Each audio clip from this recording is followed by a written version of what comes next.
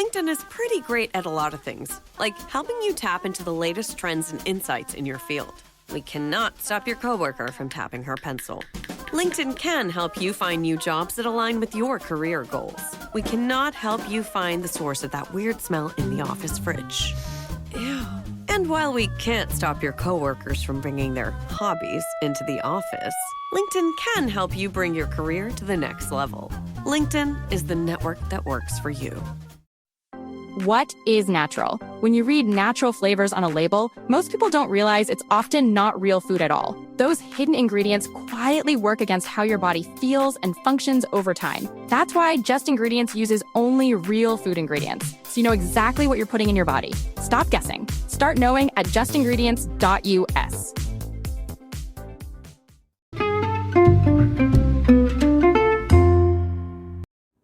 Hi everybody, and welcome to the Dr. Psych Mom Show. Today I am going to be talking about your second mountain, and this is based on a book that I read that I talk about a lot all over my social media, and I think I've talked about it a bit on the podcast without actually doing a full episode about it, called The Second Mountain. And this is a great book and very timely and helpful for my clients in midlife, because midlife is a time where not most people, but a lot of people feel like, what is the point of my career? What have I been doing? I have made a lot of money, or I have a lot of prestige, or I have a lot of respect, but who cares, honestly? I don't really care anymore. And then, then that's when the second mountain kicks in. And I will talk about that in depth as soon as I tell you to subscribe. I have so many awesome subscription episodes. The most recent one that I just recorded was, what was it? It was when you're staying in the marriage because of your shared history, but your avoidant partner doesn't really understand that you have a shared history and what you should do in that case. I have over 200 others, and it's really a great bang for your buck, so please do subscribe. Okay, so Second Mountain by David Brooks is about when you have been doing everything that you should be doing, and you are moving up the ladder, and you're gaining respect and prestige in your field, and people look up to you, and you're providing, and you're making money, and you're doing whatever you're supposed to do, and then you think, what is this all about at midlife? The ball that was tossed up falls back down. That was an analogy I heard about midlife. And you realize that you are not getting any younger and you're going to die. And do you really want to die in the office doing whatever you've been doing for the first half of your life? And many people don't. And it doesn't matter how illustrious your career or how respected you are. A lot of deeper thinking people who aren't deeper thinking can keep doing it forever. But that's just God's honest truth. Not everybody perseverates on ideas the same way, obviously. And many people just are real happy to work in a career till they die and to continue achieving. Great.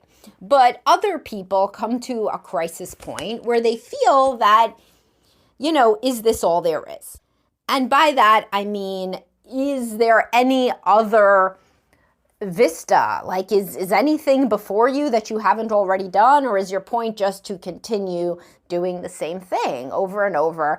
And if you've been in a field for a while, and I've had 20 years now of seeing clients, not all in private practice, that includes in graduate school, but 20 years is a long time. And more people come into the field, and if you supervise or if you have any people working under you, it's kind of like, oh, wow, like everybody's got to learn all the same stuff and the stuff that I've known for decades. And it really makes you think, man, I've been doing stuff for a long time.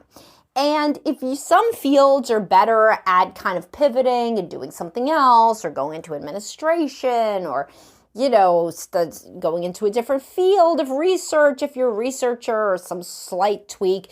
But some fields aren't, and honestly, even the fields that are, let's say you're a lawyer and you just don't want to do law anymore. You're just kind of done. So the second mountain, according to how David Brooks talks about it, is the quest for a moral life. That's the subtitle. And it means that you're going to try to do something that gives back more to society.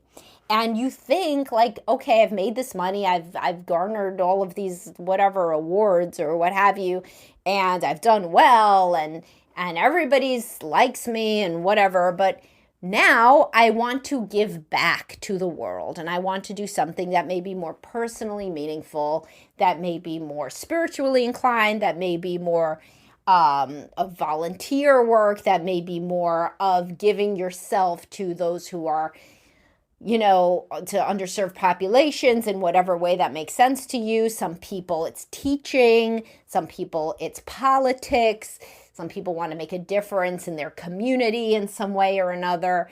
I mean, some people's second mountain is joining the HOA. I mean, damn, I can't get involved with that stuff. Maybe one day that's when I will truly reach old age, is when I am really interested in the HOA and its rules. But the point is that it's something different than what you've always done. And that's good for many people, but it also comes with, a lot of complexity. So if you are a lawyer and you want to stop and run for some public office, or something else, then your partner may say, what the hell are you doing? You have a certain career and this is our life, and now you're going off cockeyed to do something else, right? And that may be bothersome to them. They may not like the financial change of station. They may have liked you being a lawyer, whatever the case may be, right? So there's that. And there's the internal sort of conflict about, am I going to leave all this money and respect on the table by walking away and doing something totally different? And that can be kind of a harrowing or stressful decision. And then if you don't have any support from family or friends because other people just continue chugging along at the same thing, then you could feel like you're having some horrible, ridiculous midlife crisis, and this whole idea is stupid, and maybe you should just get over it and get over yourself and just keep doing what you're doing until you die, right? And so many people kind of go back into the hole. They come out of Plato's cave, they see the light, and then they turn around and they go back into the cave. But some people don't.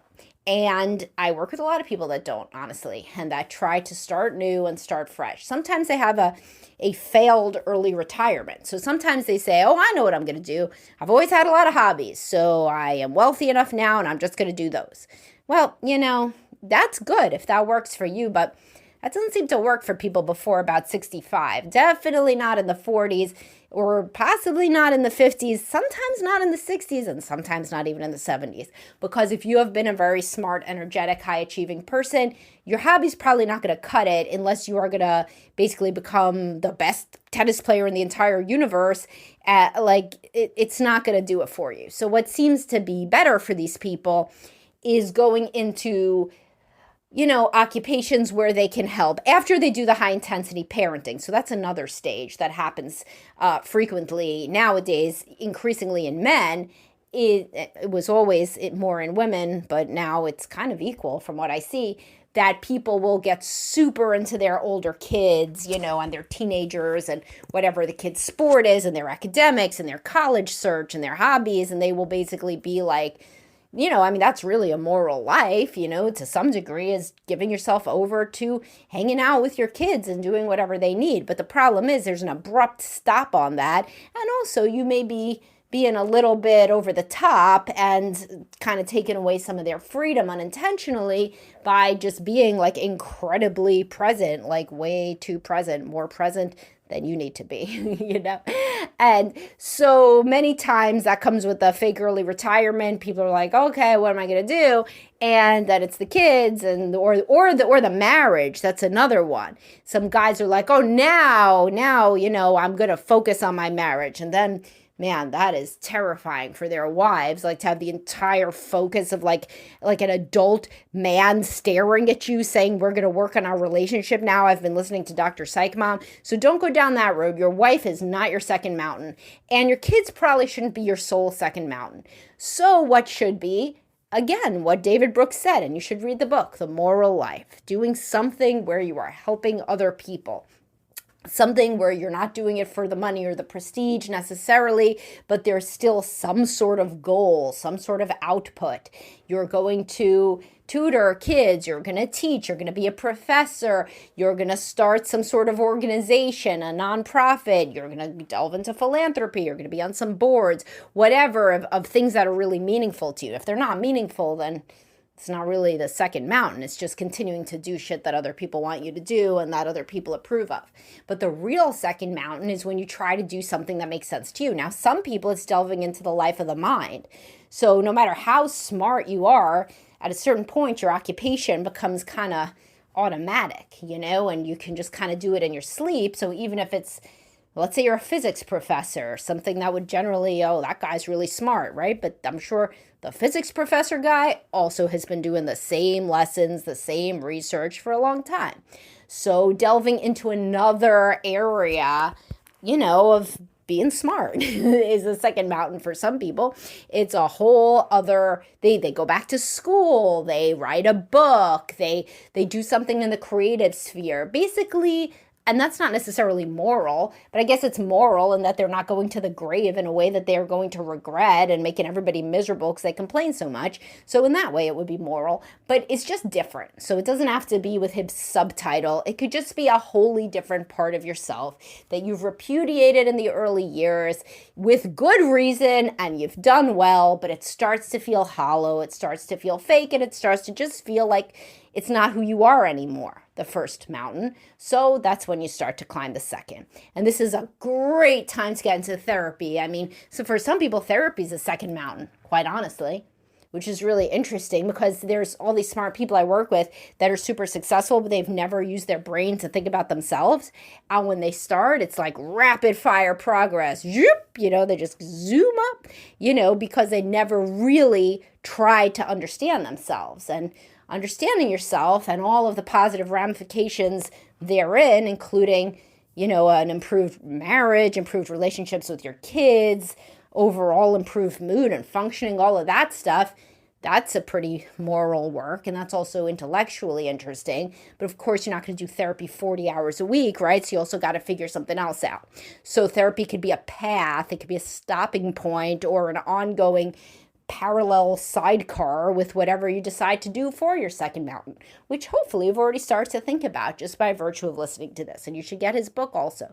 Now, just a disclaimer, he did leave his wife for his research assistant, and I believe he wrote this book in a honeymoon stage, and David Brooks, this is the guy who wrote the book, and so it does feel a little honeymoon stagey, not just with the second mountain, but with his second wife. And so, you got to control for that a little bit when you're reading it. But I still do think that most of the book is interesting and applicable to the intelligent midlife person who is in the situation that I described of having scaled the first mountain with a lot of positive feedback from others, but increasingly feeling that it's disingenuous and that it doesn't take your full self and that you could kind of do it in your sleep and you don't care and you wonder what the point is and you wonder and you miss being really into something or invested in your work and you can't get into a time machine and be young again, but maybe you can be young in a certain way of at least being more curious, more interested, more engaged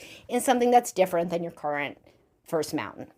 All right. I hope you guys enjoyed that, and I hope you enjoy the book. I linked to it in the podcast. As if you scroll down, whenever I mention a book, I now try to link to it as an audiobook. And I will talk to y'all soon. I hope you all do reach out if you do need a therapist or a coach to my practice, Best Life Behavioral Health. And you could always email me directly at samantha@drpsychmom.com. Talk to y'all later.